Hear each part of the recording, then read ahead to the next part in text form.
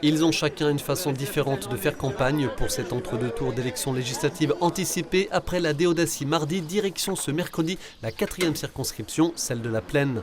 Lors du premier tour, le député sortant et président des Républicains vosgiens, Jean-Jacques Gaultier, avait obtenu près de 32% des suffrages et le candidat du Rassemblement national, Sébastien Imbert, 48%. Troisième avec 16% et non qualifié pour le second tour, François-Xavier Wein du nouveau Front populaire a appelé ses électeurs à voter pour Jean-Jacques Gaultier, l'essentiel étant pour ce dernier de se retrouver autour des valeurs républicaines. Qu'on partage dans une France unie. Donc les gens ont le choix entre un député, un candidat qui ne parle que de national, qui n'est pas sur le terrain, qui joue sur la haine et qui oppose les gens, ou un député de terrain, local, républicain, qui rassemble au service de tous.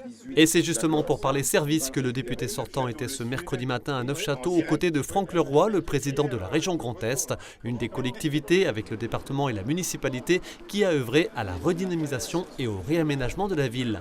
Le parc des Confluences, qui a été fait autour du cinéma, Néopolis, qui a été fait sur tout le centre-ville, rue Saint-Jean, rue de France, la place Jeanne d'Arc. Donc voilà l'aménagement du territoire concret. Et évidemment, quand on parle défense des services en milieu rural, il y a la question des transports, du train, c'est l'objet de notre réunion aujourd'hui avec Franck Leroy, le président de la région, mais aussi en matière de santé, la défense du centre hospitalier de l'Ouest vosgien, nouvelles consultations externes, nouveaux blocs opératoires, nouvelles urgences, nouvelle IRM fixe, nouveaux scanners, tout ça pour Neufchâteau et défense au sens large, d'ailleurs des centres hospitaliers, c'est vrai aussi sur le site de Vittel, c'est vrai aussi pour Ravenel, le centre hospitalier psychiatrique avec les nouvelles unités d'hospitalisation pour adolescents. Ce mercredi matin, Sébastien Imbert est élu à Vittel pour une opération de boitage en compagnie de son futur suppléant. S'il est élu, Christophe Alexandre, qui avait été candidat au départemental de 2021 sur le canton de Darney. Sébastien Imbert est actuellement conseiller régional. Pour être élu député, il lui faut gagner dimanche seulement 1,98% des suffrages.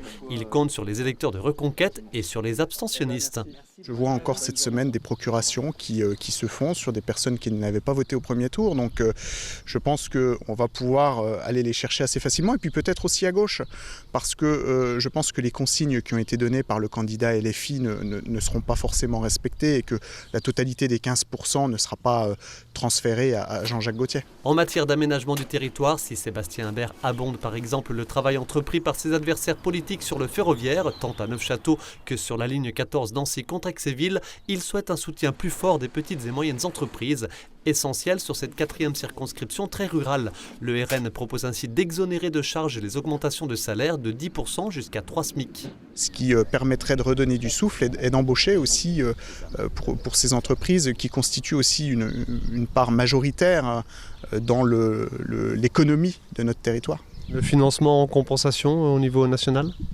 Écoutez, on a des économies à faire dans d'autres postes de dépenses. Par exemple, l'immigration, on sait qu'il nous coûte plus de 50 milliards d'euros selon certaines études. On a des économies à faire sur la fraude sociale, sur la fraude fiscale, sur le millefeuille administratif. Donc on a toutes des pistes à trouver. Et c'est pour ça aussi qu'on veut lancer un audit dès l'été, un audit financier dans chaque ministère pour voir là où on a des marges de manœuvre et surtout pour pouvoir engager les réformes dès l'automne. Des audits souhaités parce que le RN estime ne pas avoir eu de réponse aux questions que ses députés avaient posées à la Commission des finances de l'Assemblée nationale dissoute le 9 juin dernier. Le député sortant d'hiver droite Jean-Jacques Gaultier parviendra-t-il à conserver son siège ou sera-t-il remplacé par le secrétaire départemental du RN Sébastien Imbert? Réponse ce dimanche à 20h.